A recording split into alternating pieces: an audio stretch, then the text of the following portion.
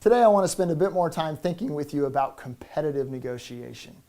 The most important move in all of competitive negotiation is your very first move. Your very first move has influence, and that influence can make a big difference in the outcome that you deliver in the negotiation.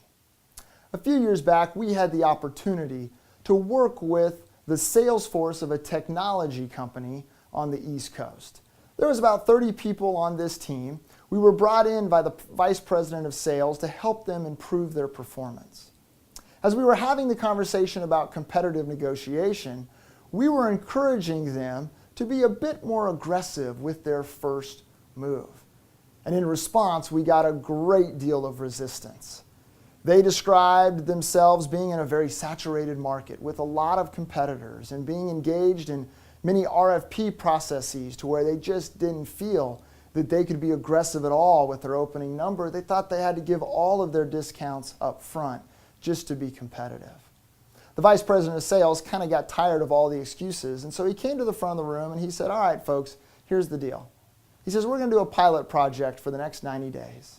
He says, "What I want you to do is I want you to take all your proposals, and before you hit send on that email or print so that they can be printed, I want you to take that final number and I simply want you to add 10% to whatever that number is." He says, "Now you got to understand, this isn't an option, this is an order. I want you to do this and I want to see what happens." And so, reluctantly, they agreed to do that.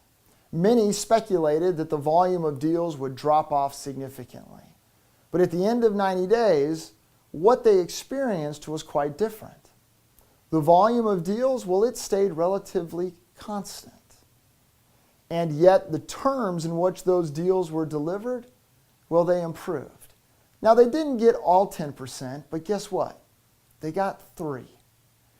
That particular sales team improved the bottom line of that company for that quarter by 3% just because they managed the first move in competitive negotiation a bit more strategically. And so, as you think about this critically important move, understand that what we're trying to capture is this idea of influencing the other side. The way in which we do that is we put the first number on the table.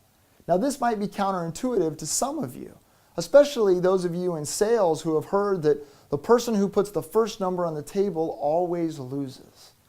Well, empirically, that's been proven not to be true. And in fact, if you put the first number on the table, it will have great influence over the other side.